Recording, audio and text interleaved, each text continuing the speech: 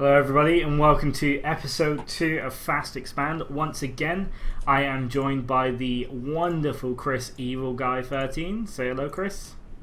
Hello. Sorry about the echo there. I was just sorting some sound Yeah. settings quickly. No problem. How are you today? I am fine, thank you very much. How are you? Yeah, not too bad, and I'm really looking forward to today. Today we are going to have, obviously, Team Infused versus Team Fluid. Going to be very, very exciting games, I do hope. So do I.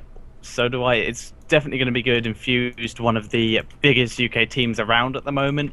So hopefully it should be a great amount of entertainment for our viewers. Yeah, I hope so. Anyway, it's just about 8 p.m. So, shall we crack on with the show? What is the first thing that has happened this week in the news? The first thing that has happened this week in the news is the Anaheim Open Bracket has been announced. So we have the entire player list. We can look through it, and it looks pretty damn good. Yeah, well, Anaheim never fails to disappoint, really, does it? No, absolutely. I'm excited to see Trimaster back. He's actually one of my most excited players to see, because at the last Anaheim, he really surprised everyone with his performance, which should be great. Yeah, I mean, if you just look at the player list that is coming to Anaheim, if you guys can just quickly Google that, wow, the best of the best, pretty much. Yep, absolutely. Okay, so next item in the news is the GSL Code S groups have been announced for Season 3. Yeah, again, if you want to see exciting matches, buy yourself a GSL ticket. Oh my god. Yep, absolutely. We're seeing a couple foreign players in. We see Forzane and Naniwa both in, and Naniwa is in his group with Nest T, so I cannot wait to see that. I don't they've changed the seeding yet again, as is GSL. They've basically done it so you've got four tiers of players, and it's based on their GSL points about what tier they're in, so that's how they get seeded.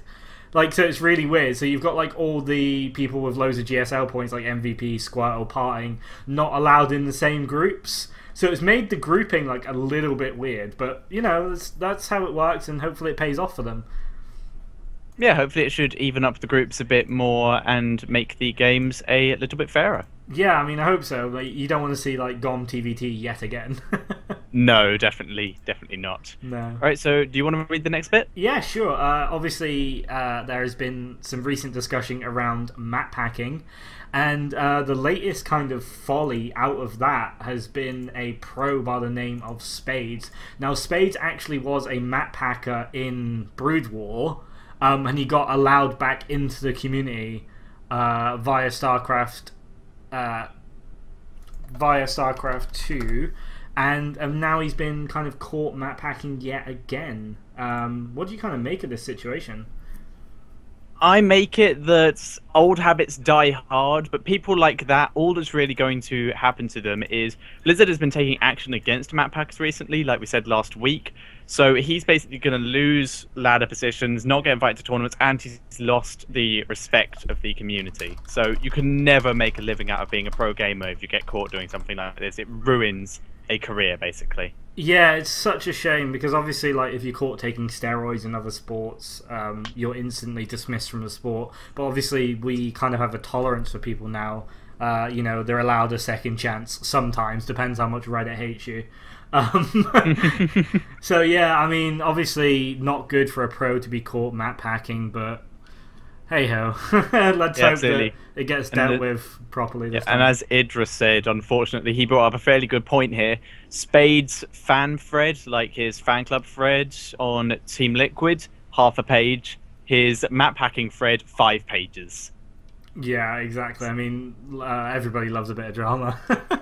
Yeah, absolutely. Okay. What else? So, the championship pools for MLG. Yep, absolutely. And these look amazing. So I'm just going to quickly read through these. Pool A, we have Violet, Inori, Leonok, and Ryung. Pool B, we have Symbol, Dream, Grubby, and Marine King. Pool C, we have Stefano, Pult, Alicia, and Ganzi, and Pool D we have MC, Hart, Donragu, and Soke. And I have to say, it's almost impossible for Stefano and Pult to avoid each other. Yeah, it seems like they're kind of drawn to each other like every single tournament. They always give some fantastic ZVTs, but it's almost like the organisers go, okay, we have Stefano and Pult, let's stick them in the same group. Yeah, same as like absolutely. MC and Donregu, they seem to meet quite a lot as well, don't they? They do. It's like all the rivalries seem to be getting each other. Like in the GSL groups that we pointed out earlier, Naniwa and Nestea in the same group. They have their little rivalry going on. It's nice to see esport rivalries getting stuck in with each other. Well, yeah, I mean, this weekend for Starcraft, followed by the GSL. So you've got MLG, obviously. You've got the GSL coming up as well. And then also Anaheim. It's so much good Starcraft, so many good matches coming up. Like, I would literally buy every single HD pass possible, tune into everything. If I have to run 6 monitors, I will. Yeah, I would just watch them all at the same time, just unmute the ones where stuff's happening and just hope. Yeah, exactly. Just make sure you get everything. What else? Oh yeah, the Destiny has been recently back in the news for something positive this time for a change. How often do you hear Destiny and the word positive in the same sentence? Unless there's the HIV and it's a quote of something that he has said, not very often. Anyway, Destiny is going to be joining the Ministry of Win, which is a new team house based in Poland. It's going to be used as a kind of training camp for anyone that wants to take part. And if you've seen it on Reddit or Team Liquid, this house looks like a Playboy Mansion wet dream, really. It's going to have a sauna, a steam room, jacuzzi facilities, you know, so many bedrooms. They're going to have an on-site chef, not the player, the cook. It's going to have an on-site chef. That'd be great. Come Ministry of Wind, we have our very own chef. And a driver. My God. I just want to know, how can they afford this? Like, this isn't an actual... It must be like a private investor thing. Well, what they're doing is they're charging a player like X amount to live there for 3 months, but the cost doesn't even add up. Like, I think it's around 600 Great British pounds, which is obviously about $1,000 to stay there for 3 months. And to be honest, like 1 month rent in my house is £600, and that doesn't come with a private chef, private driver, or food. So yeah, I mean, if this is privately invested, then good on whoever is doing it, really. Whoever the sponsors are, well done to you guys.